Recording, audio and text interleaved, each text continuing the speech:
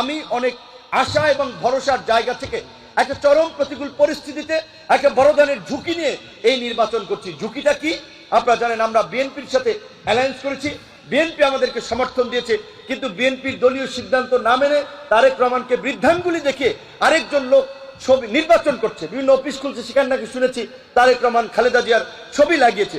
এইটা বিএনপির নেতৃবৃন্দ তারা এটা ভেবে দেখবে যে তারা কিভাবে সেটা প্রতিরোধ করবে, কারণ দল থেকে বহিষ্কৃত পদ নাই নাই, সে তো দলের পরিচয় ব্যবহার করতে পারে না। বিএনপি তো অফিসিয়ালি গণ অধিকার পরিষদকে আমাদেরকে এই আসনে সমর্থন দিয়েছে।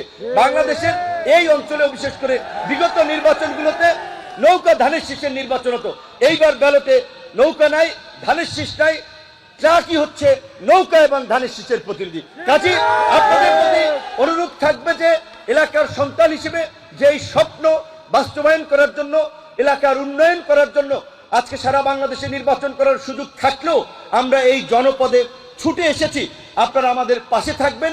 এবং আপনারা যদি পাশে থাকেন ইনশাআল্লাহ, আমি এইটুকু বলতে পারি, এই মাগরিবের সময় আমরা একটু পরেই নামাজে এখন চলে যাব, যে আল্লাহকে হাজির রেখে যে আমাদের আত্মবিশ্বাস আছে, আল্লাহ আমাদের কোনো কাজে নাখোশ নেই, আল্লাহ রহমত ছিল। 28 বছর পরে 2019 সালে ডাকসু নির্বাচনে আমাদের পিছনে মিছিল করার 50টা ছেলে মেয়ে পাইলেন, কিন্তু 11,000 ভোট পেয়েছিলাম।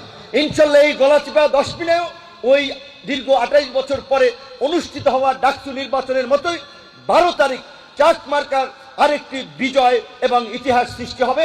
আপনাদের সন্তান হিসেবে আপনাদেরকে নিয়ে সেই ইতিহাস সৃষ্টি করে বাংলাদেশের মানুষকে আমরা দেখাতে চাই।